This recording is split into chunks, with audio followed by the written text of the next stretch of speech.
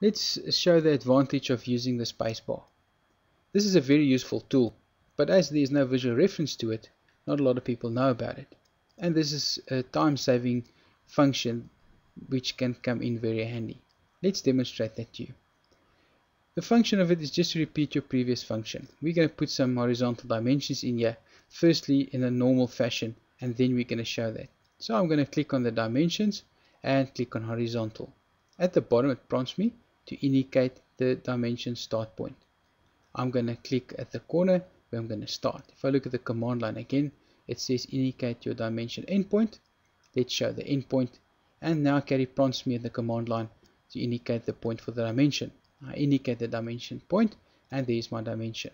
Now I can happy clicking along, putting all the dimensions in, while the one hand is doing nothing.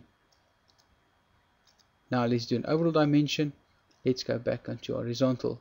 Notice I've got to go back, click on horizontal, show the start point, then I'm going to show the end point and the text point. That is the conventional way. Now let's implement the spacebar.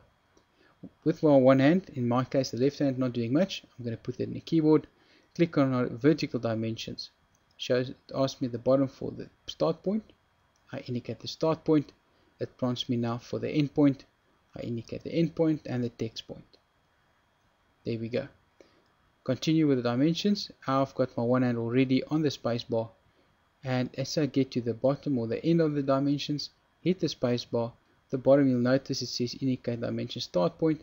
Go back to the start point, go to the end point, place dimension. No need to go back to your commands. Let's do the horizontal again. Let's zoom in there. I click on horizontal, start point, end point, text point, and end point as I go along. And on the spacebar, hit the spacebar. As soon as completed, show the first point again, last point again, and there is my dimension.